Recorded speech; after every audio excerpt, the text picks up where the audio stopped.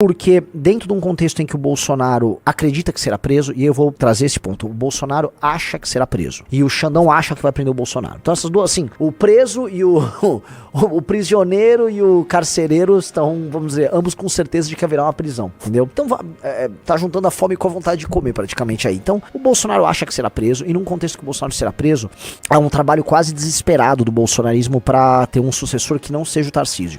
Então, se vocês forem reparar, as páginas leais ao Bolsonaro aceitam hoje o Tarcísio.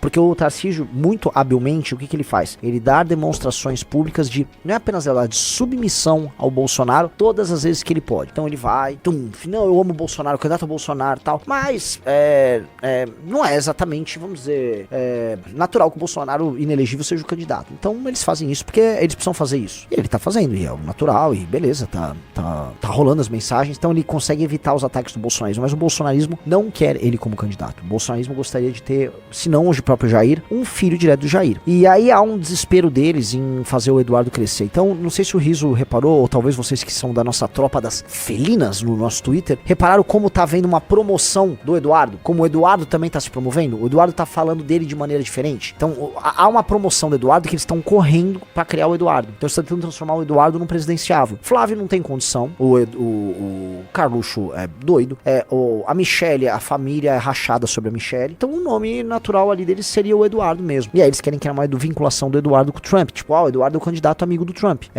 O problema, como eu já disse pra vocês, é que o Eduardo não tem beneplácito do Xandão nesse jogo, dos outros nomes do Centrão, e coloca o Valdemar numa saia justa, porque o Valdemar mesmo investe em figuras como o Nicolas, etc, que não querem o Eduardo, entendeu, senhor Rafael Midarriso? O investimento do Valdemar é pra ficar com os votos do bolsonarismo, mas pra superar o bolsonarismo. Então, investir no Eduardo não é legal, e ele quer investir nos Nicolas nessa turma. Esses caras até fazem uma campanha aí pra se precisar pro Eduardo, mas eles não querem. Se eles puderem fazer pro Tarcísio, tá todo mundo feliz nesse jogo, tá? Então, prevejo aí, tá? Um certo desgaste nessas relações aí, porque são relações que não são fundadas em valores, não são fundadas em princípios, não são, vamos dizer, formadas e baseadas em companheirismo, tá? E não é. São relações baseadas nos interesses imediatos dos agentes, né? Então, o Valdemar tem um interesse muito imediato, que chama eleição 2026. E esse interesse imediato é mais do que fazer o presidente da República, um interesse imediato na construção de uma bancada enorme de deputados federais, que permita que eles tenham muito dinheiro, e com muito dinheiro eles podem passar as eleições municipais, podem pegar muitas prefeituras, depois podem pegar outras instâncias, podem vender apoio para outras prefeituras, podem fazer máquina, com isso eles ganham muito dinheiro, fecham muitos contratos, aumentam o espaço, contratam um monte de gente, colocam a gente na máquina pública, aumentam o tamanho do partido, o Valdemar fica rico, feliz e agradece as pessoas dizendo saúde, família e alegria, e você, que é um bolsonarista, vai aceitar tudo isso porque você é meio bobo, você, enfim, cai nessa conversa mole, né?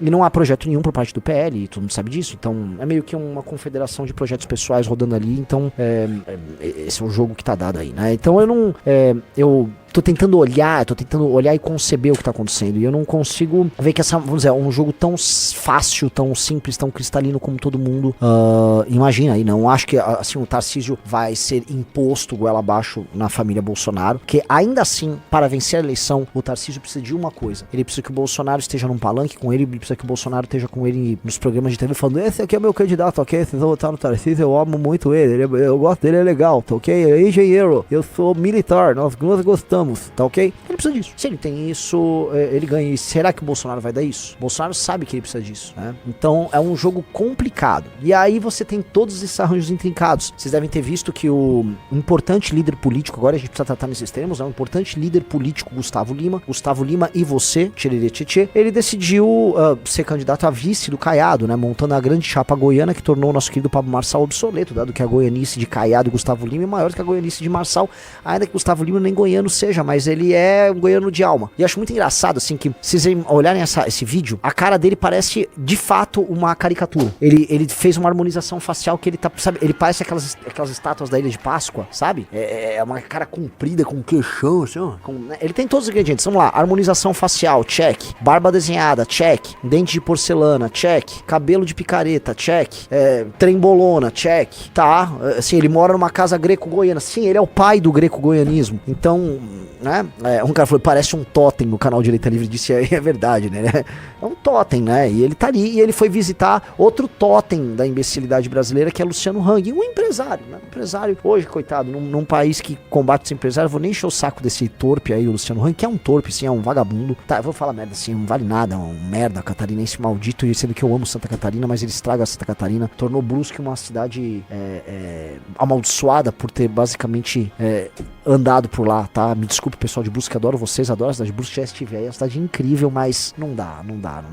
Luciano Hang não dá. E eu sei que vocês devem gostar dele por aí, que é ainda pior, né? Mas, assim, um sujeito torpe, e aí um torpe encontra torpe, e eles estão fazendo uma campanha torpe pra convencer as pessoas da torpeza deles, que a torpeza deles é legal, você tem que seguir a torpeza deles, igual você tem que seguir o Pastor Mirim. E tá ali. Realmente, ele fez uma harmonização facial, o Gustavo Lima, pra parecer o Giga Shed. Parece, né? Parece realmente muito bacana o nosso Shed goiano. Ele tá entrando em campanha junto com o Caiado. Então, esperem aí, né? Muito pequi, muita harmonização, enfim. Isso que vocês já imaginam. Esses caras correm numa raia, né? Separada, que é a raia do eu sou um cara de direita, do sistema responsável, mas não tô com o Bolsonaro. E é legal essa ideia deles ali, até o primeiro cancelamento. E caras como o Caiado se movem muito com pesquisas de opinião. Então vem uma pesquisa, contrata uma agência de marketing, aí quando começar a vir as pesquisas de opinião, e aí porrada nele, e eles vão começar a levantar qualquer coisa do Caiado, e ele que quer se validar pra esse eleitor bolsonarista vai começar a apanhar, aí corre pra cá. Aí como ele tá num partido que é a União Brasil, que não é resoluto, que não se une pra nada, ele é uma desunião total, porque é um partido que tem membros no governo Lula, tem gente que quer ser bolsonarista, tem gente que só quer ser centrão, tem gente que quer ter candidato, tem gente que não quer ter candidato, né, o partido é um nada, não é um partido. Aliás, né, é muito engraçado, né, a União Brasil segue exatamente o modelo de agremiação partidária que os críticos da Partido Missão defendem, né, que assim, é meio que cada um por si. É muito legal, é super democrático, você entra num partido, você faz o que quiser nele, né, é justamente assim, a coisa mais democrática que existe é um partido centrão. Você pode fazer tudo o que você quiser, com quanto você traga voto e dinheiro pro partido. Se você fizer isso, tá valendo. Então não tem coerência nenhuma, né? E aí as pessoas depois reclamam, nossa, o sistema partidário é uma porcaria. Né? Então, portanto, vamos fazer igual o que todos estão fazendo, né? Porque aí sim vai sair algo diferente. Pois bem, né? Essa é a natureza do projeto da União Brasil, que eu acho fraco. Acho fraco, porque o candidato sendo Caiado, esses caras vão sentir, e o partido não tem base pra isso, eles vão levar o bolsonarismo. Então não acho que eles vão resistir aos ataques e críticas. A verdadeira briga ali é a raia família / centrão com o Tarcísio pra ver quem define. Se é Eduardo ou Tarcísio, eu acho que se o Bolsonaro bate o pé, o Bolsonaro põe quem ele quiser de candidato. Então ele poderia botar o filho. Mas talvez em nome de um grande acordão, uma pacificação com o Xandão, que envolveria uma eventual soltura do próprio Bolsonaro, que estaria preso durante o pleito de 2026, o Bolsonaro apoia o Tarcísio. Tô falando que eu sei alguma coisa de bastidores? Não. Tô só aqui conjecturando com base em ilações de uma cadeia lógica, tá? Você vai seguir uma cadeia lógica. Parece me fazer sentido. Tipo assim, Bolsonaro, se se comportar, tá? Não vai doer tanto. Esse é o lance. Doer vai. Não vai doer tanto. Você pode escolher quanto dói, né? Não quero que doa, não, tá ok? Dói muito. Eu cansei de sofrer. Essa vida é muito dura. É um Bolsonaro da sofrência, né? Já adaptado a esse contexto goiano também, que fazem músicas de sofrência. Então, tem tudo a ver.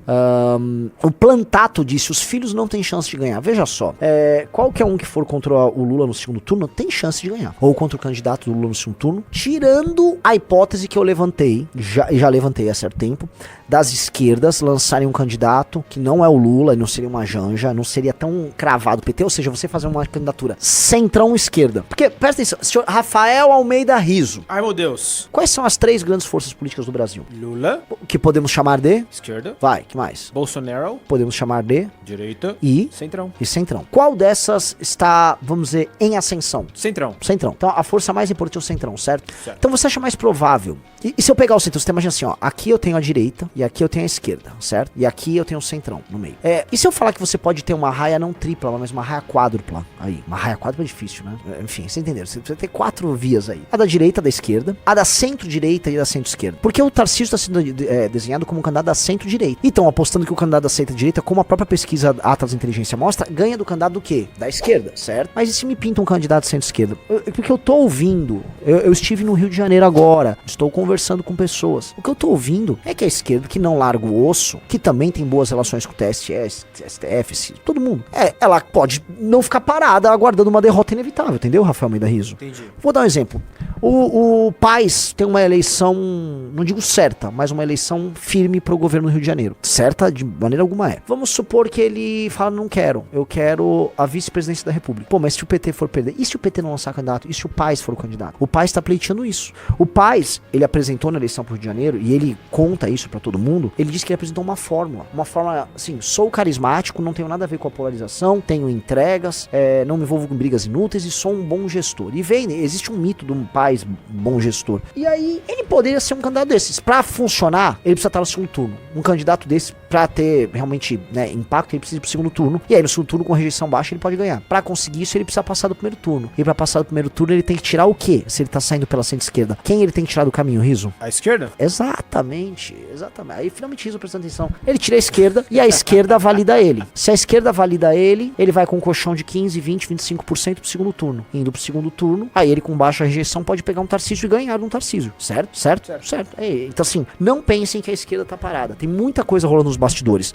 Essa eleição pode ser uma das eleições mais inovadoras em termos ideológicos aqui, tá? Eu tô falando sério, essa pode ser, não tô falando que será, essa pode ser uma eleição de ruptura de um determinado tipo de polarização que a gente tem desde 1989. Que se vocês olharem direitinho, ficam falando, o Brasil é polarizado, né? Mas se for pegar certinho, todas as eleições brasileiras desde 89, ou seja, desde a redemocratização, elas são sobre um candidato centro ou centro-direita enfrentando o PT. É ou não é? 89, Lula-Collor, 94, FHC Lula, 98, FHC Lula, 2002, Lula-Serra, 2006, Alckmin-Serra, 2010, Dilma-Serra, não, Lula-Alckmin, 2010, Dilma-Serra, 2014, Dilma-Aécio, 2018, Bolsonaro-Haddad, 2022, Bolsonaro versus Lula. Então, é sempre isso, é um candidato do PT contra um outro. Agora a coisa pode mudar, porque quem pode estar fora do segundo turno é o PT. Lógico que o PT pode ir pro segundo turno, você entende isso? Sim. Se o PT botar um candidato, ele estará no segundo turno, mas ele pode não botar um candidato, entendeu? Ele pode não botar um candidato, ele pode pensar assim,